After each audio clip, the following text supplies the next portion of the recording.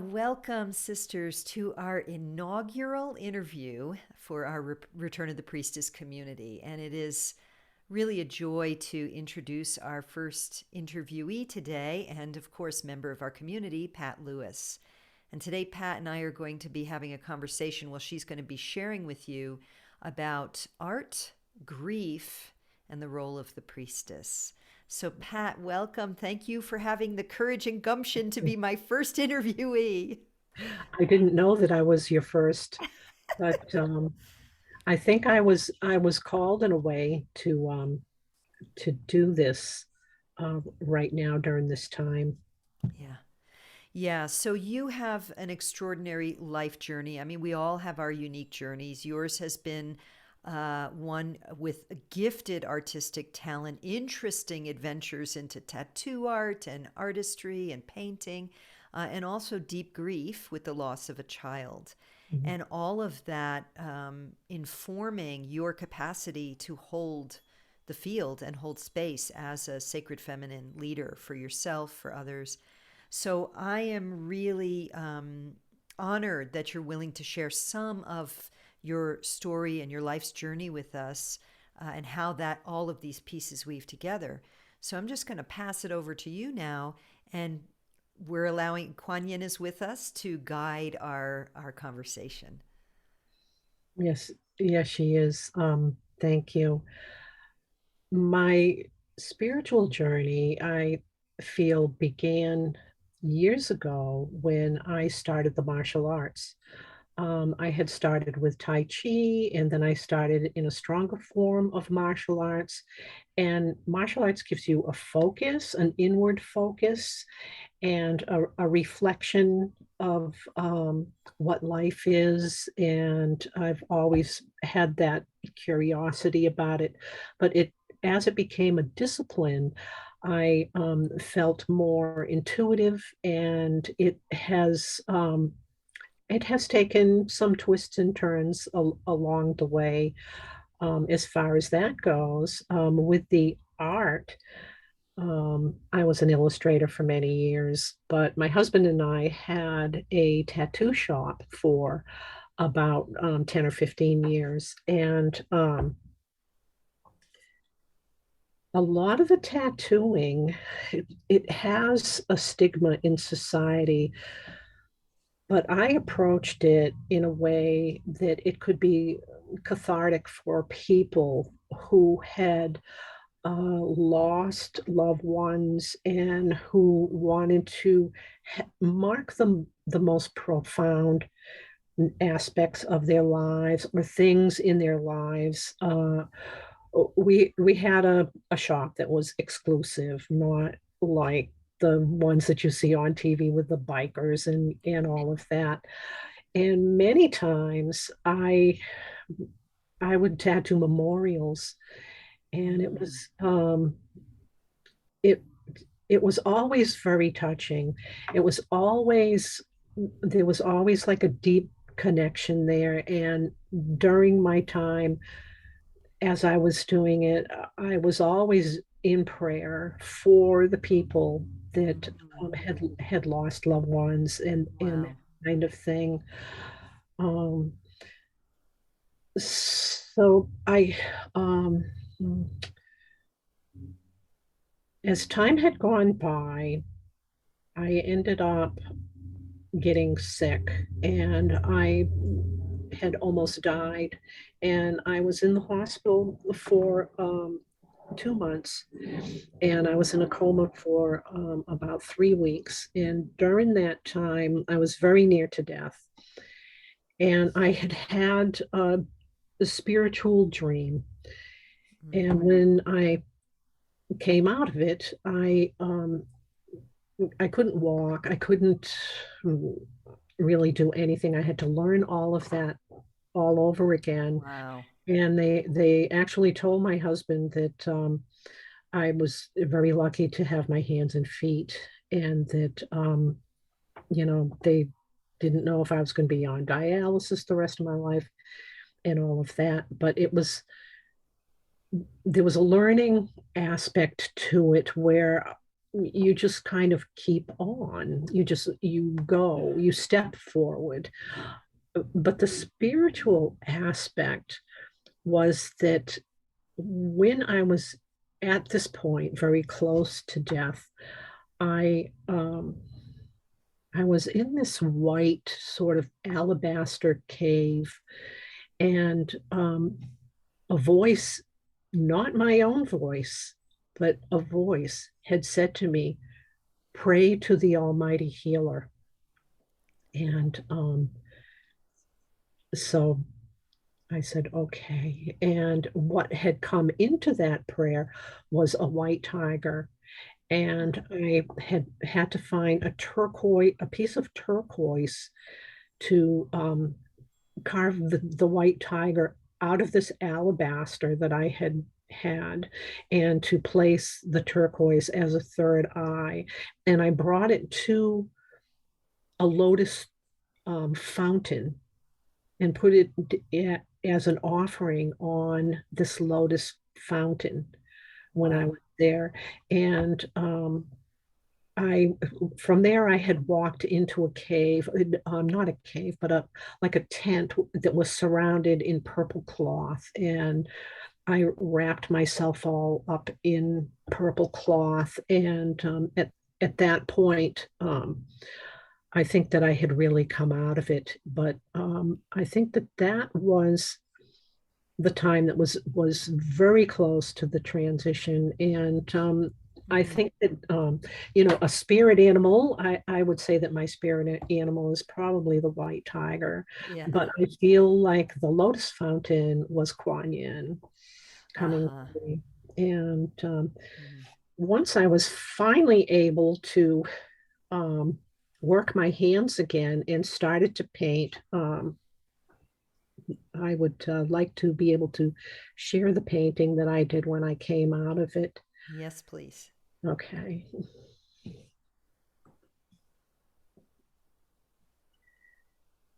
It it was Wow. it was like a moving picture almost. So it was very hard to be able to come up with, what would really make it um, reflect the experience that I Uh-huh. had. And this was Wow.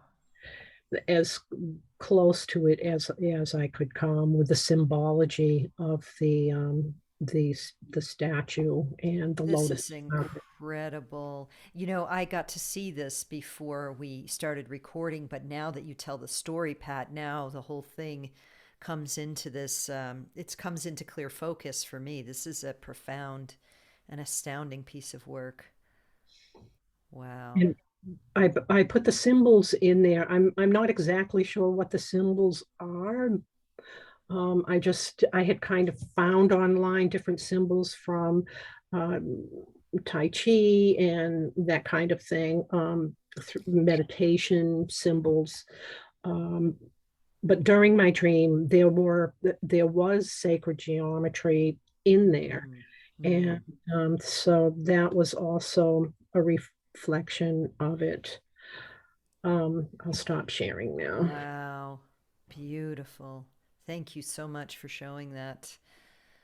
I think that what I took out of the experience was that I really realized that we are eternal beings, Mm. and that death isn't anything to be afraid of. Uh-huh. I know that people are locked into the physical body, but I, I just, it was very painful. It took me a year to heal. And so there was a lot of pain there, but I felt like it could have been very easy to cross over and to leave. So, I guess I wanted to just like let people know that um, this isn't our reality, that this is like this 3D matrix that we're in, on a quantum level. And so that there is so much more. And it ended up preparing me for my son's death a year later. Um, we, what I want to say about that is that, losing someone that is losing your child that you had carried for 9 months, and you were the gateway and you brought them into the world. It's a pretty profound loss. Yeah. And one of the things that helped me to get beyond it and to be able to become myself again and to become happy and to live my life is to really understand that we are eternal beings, and that I think in the grand scheme of things that the NDE was preparing me for that, to really deeply understand that we each have our own journey, and that death is not a scary, terrible thing, Yeah. Yeah. and that it's a part of our cycle. And I think that also having the real spiritual background through martial arts and through I tend more towards Eastern philosophy, Hmm. uh, which is why Kuan Yin is my goddess, and I call upon her, and centering yourself in that piece. And um, I have some paintings that I did that helped me to get through it, because I think that you need to sort of find a place where you're doing something that you love, and you still need to go within in order to process that. Yeah. And by Yeah. doing something that you love, I think that that will help to soften it somehow, Mm. and to not push it aside. I know that, in Western society, we've all been taught, oh, don't, just don't talk about death. Don't, and just to ignore it and to push it down and to suppress Mm. it. And I think that by working through it is the real way to be able Yes. to do that. So I would just like to share um, the initial. I just picked three of the paintings. I think I did like five. This This was one. after Go ahead. the initial grief. So your son had passed at this point when you painted this, and about how long had it been since his passing when you did this? Uh, Like a year, a month, a week, no. Probably a month or a two. month or two. Uh huh. Yeah, yeah, I had Yeah. to. I still had to work, and I I did end up taking some time off, and so I felt like I really needed to start a process where I had to release this, Yeah. where he was like a rising phoenix, Hmm. and to know that he would be safe, and that to basically embrace my grief, which is why the woman is holding the dove to her heart. I find the expression on her face is so, it says it all. It is so, even as she's witnessing the phoenix rising of her beloved child, she's in the grief of it, and it also is an illustration of the serious talent you have as a painter to show that. This one moves me deeply, and it really brings up for me the desire to just unpack a little bit more, at least how your grief journey went in terms of like just some broad stroke ideas for people who are, because we know that there's a rising increase in death on the planet, and so many people will be going through this with children or any loved ones, friends, whatever. Like, was it like, did it go up and down for you, the grief, or um, how long about did it? I mean, I know I don't want to quantify it really. I guess I just would love if you would speak even a little bit more into the process of Okay. grieving. I really feel that it's a personal journey for everyone. Um, m- Mine, I feel like it was maybe 2 or 3 months, and I know for some people they would think, "Oh my God, I could never, never get over it that quickly." Um, it's something that still comes in waves. I mean, every Uh-huh. once in a while, I'll get triggered and the tears flow. But Hmm. as far as coming back to myself and to be happy in the world again, I still have, the hole in my heart, but I have been able to fill it with the knowledge that we are eternal beings and that he had his own soul journey, and that I, believe that we will be reunited again in whatever state that will be, because of the love that's there.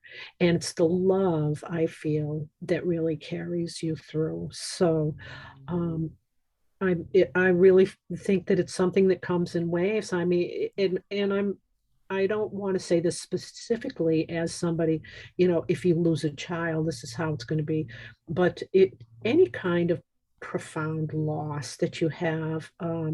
I've been lucky to not have lost my husband, which would be pretty profound. But I've lost my parents, and Hmm. I've lost beloved pets and Hmm. friends, and so there's many types of losses that we grieve around, and Yeah. finding a way to embrace it and journey through it, whether it's through dance, whether it's through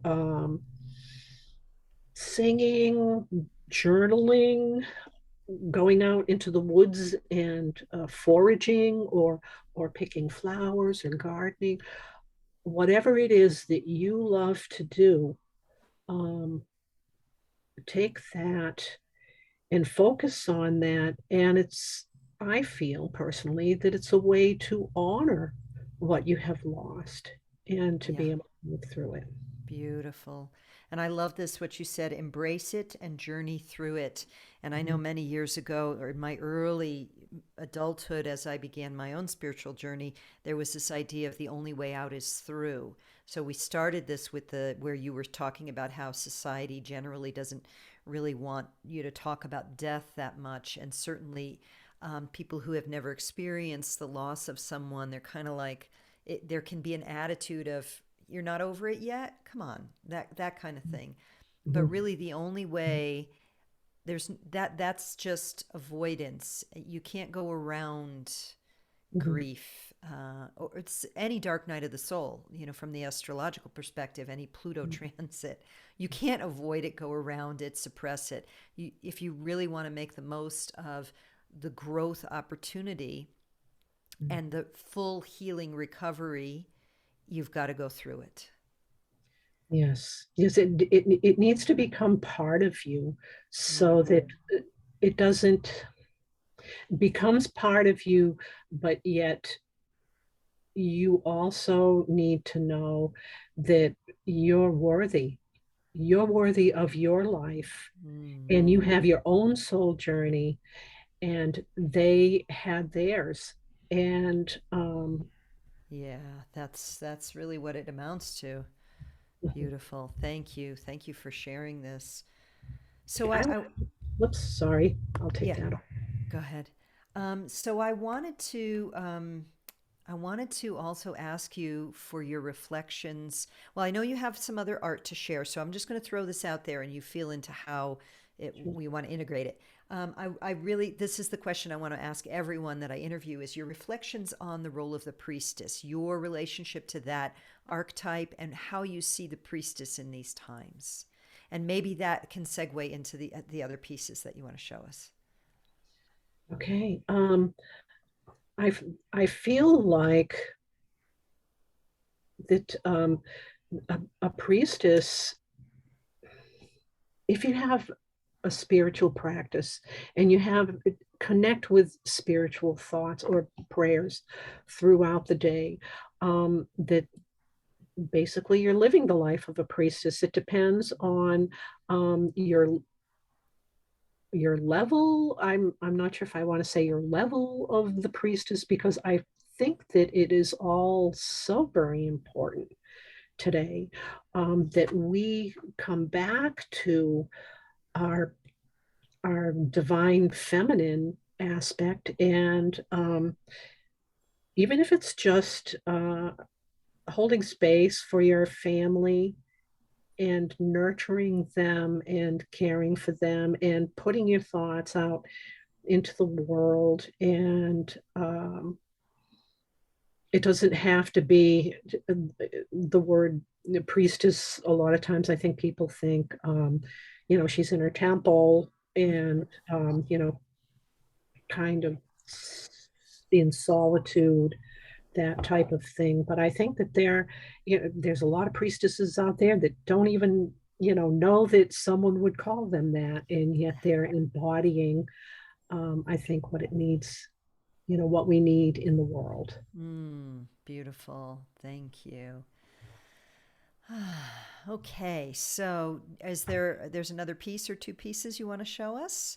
There's just one more because whoops, let me, is, no, that wasn't it. I got here. Let me get this back. So, hello. Okay, share screen. There we go. Sorry about that. No worries.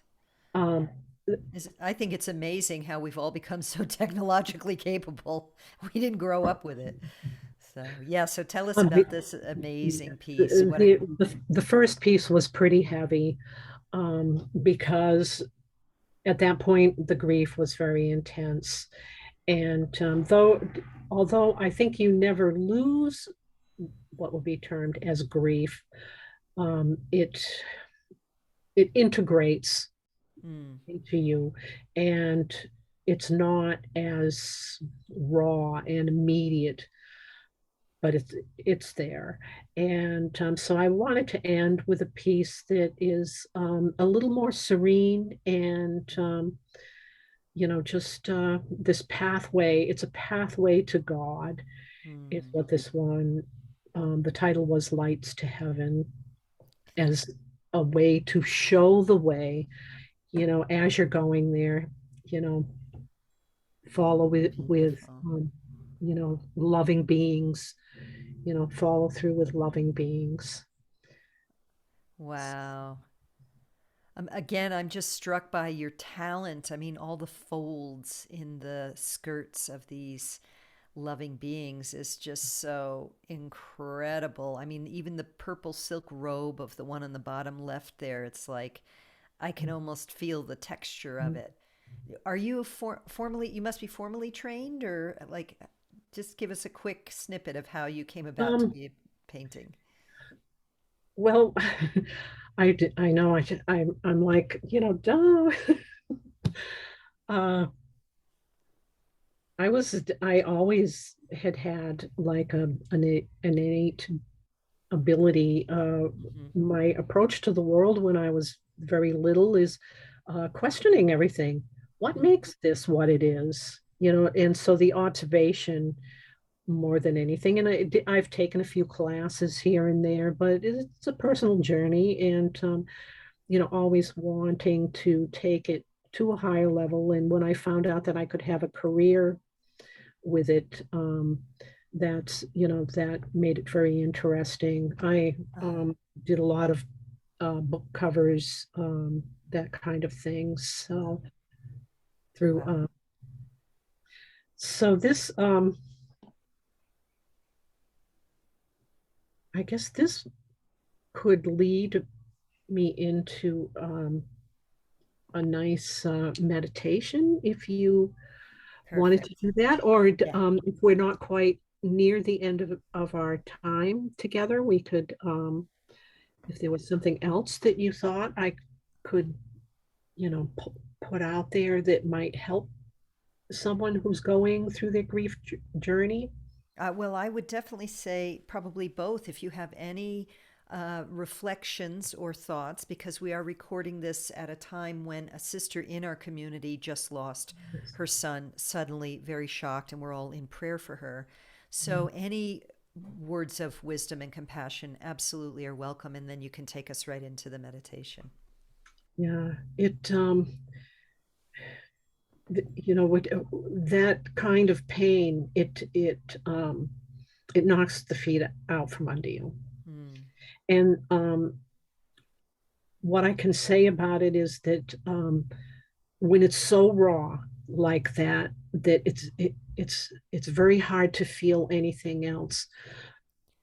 But being, that we are loving beings and that we love each other, we do, and our families love each other, and so having people reach out with their love helps to shore up this devastation that someone is going through until it comes to a time where it's not quite as raw. And like I said, each journey is different.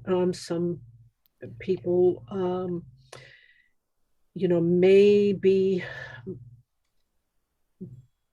maybe don't feel into.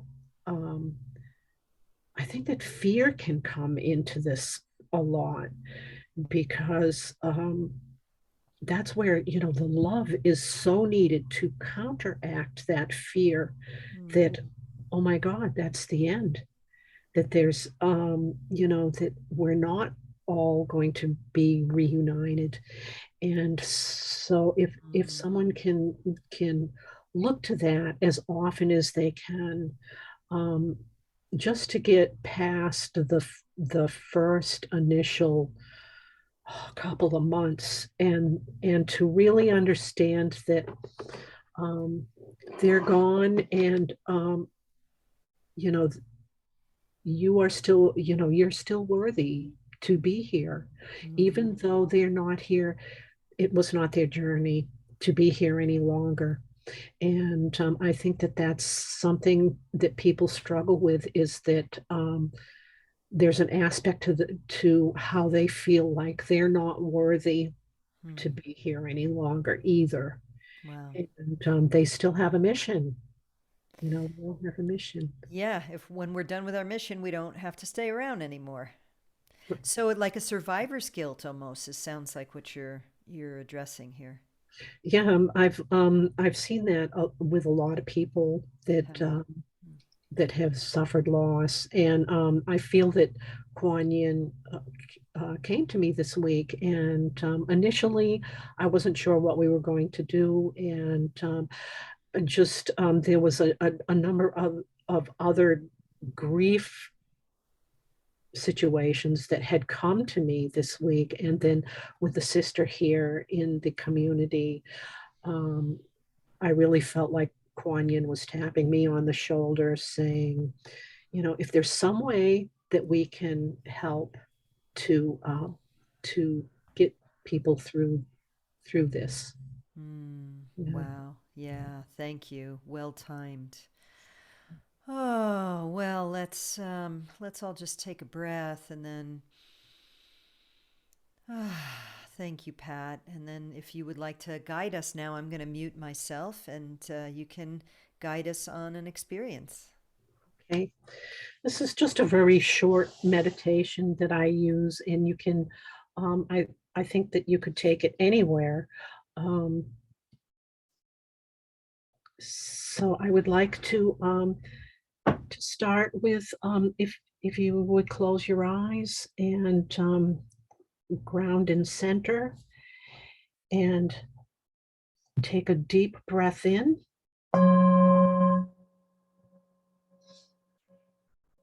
call in the love and the light, that you may be released from fear, from greed, from anger, from shame. I call in the love and the light that my family and my loved ones may be shown into the golden light of love and be released from fear, from greed, from anger, from shame. I breathe in light and love, and I send it out to my community that they may be released from fear, from greed, from anger, and shame. I breathe in light and love, and I send it out to the world of all people. May they be released from fear, from greed, from anger, from shame. I breathe in the light and love, and I send it to Mother Gaia, and may she be lifted into the ascension that she needs. We give her gratitude and thanks for carrying us. I breathe in light and love, and I send it out to all the beings on earth, the clouds, the trees, the water, and I send gratitude.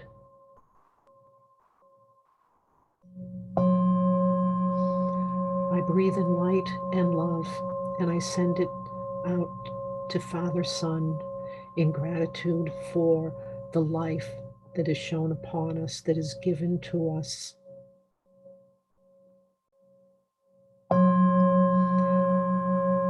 I breathe in light and love, and I send it out to all of our brother sister planets and the beings upon them. May they be supported in light and love. I have gratitude for all of the beings. I breathe in light and love, and I send it out to the source with great gratitude for this life and this experience that we have here, the beauty of the world that we are upon, and the world, all of the worlds that you have created.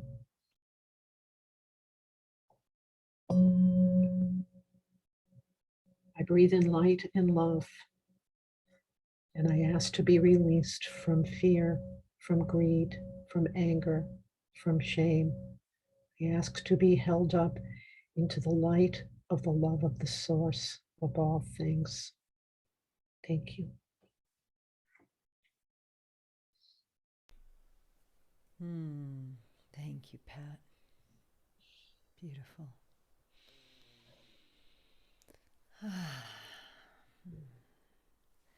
And thank you, all of you who watch this and participate. May you feel the blessings of Divine Mother in your heart and the peace that comes when we move through any grieving process to the other side.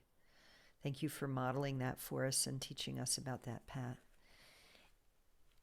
And do you have art for sale? Like, do you have a website or something that you could share in case people want to check out your work? I could, uh, should I just write it in the community after? Or Yeah, or you could say it out loud, or is it one of those complicated long URLs? it's patlewisillustration.com. Okay. Pat Uh, Lewis, illustration singular mhm.